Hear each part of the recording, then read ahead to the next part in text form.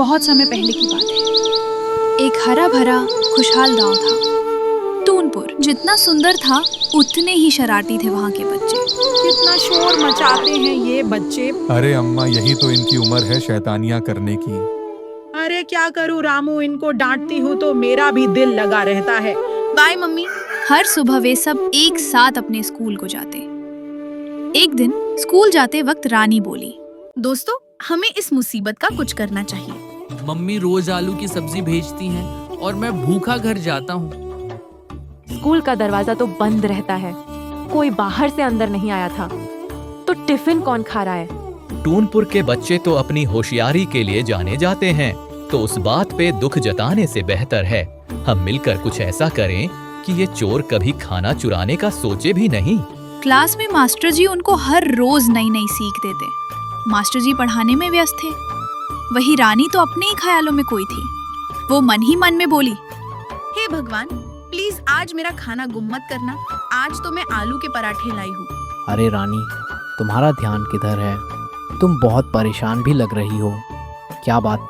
Master जी, पिछले कुछ दिनों से हमारा खाना गायब हो रहा है। हर रोज हम खाली पेट घर जाते हैं। अब आप ही कुछ बताइए। बच्चों की बातें सुनकर तो मास्टर जी को पुरानी बातें याद आ गईं। वो सोचने लगे, अब इन्हें कैसे बताऊं? उस टिफिन चोर भूत ने तो सालों से यही डेरा जमाया है। कहाँ खो गए मास्टर जी?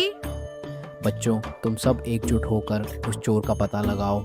आखिर तुम हो ही इतने होशियार।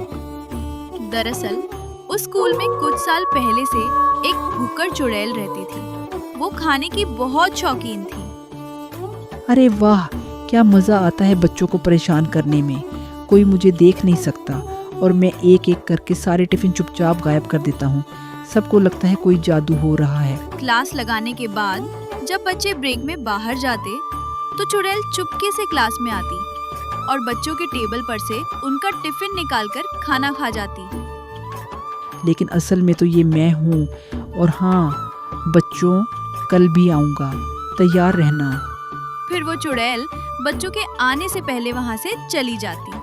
कुछ समय बाद रानी और गोली क्लास में वापस आए। फिर एक बार उनका खाना चोरी हो चुका था।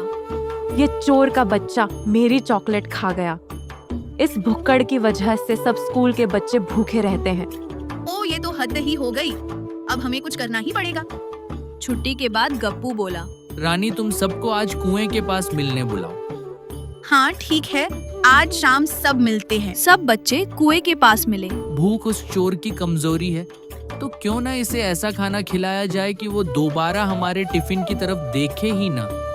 तो क्यों ना हम सब चोर को मिर्ची खिला दें? बहुत अच्छा सबक मिलेगा उससे। हाँ तो ठीक है, कल सब अपने अपने खाने में ढेर सारी मिर्ची डालकर लाएंगे। ये प्लान बनाकर वो सब अपने घर चले गए। अगली सुबह गप्पू की माँ उसके लिए स्वादिष्ट खाना बना रही थी। आज टिफिन में ढेर सारी लाल मिर्च के पराठे देना, बिल्कुल तीखे, ऐसे कि भूत की भी चीख निकल जाए। उसकी माँ ने वैसा किया और टिफिन गप्पू को दिया।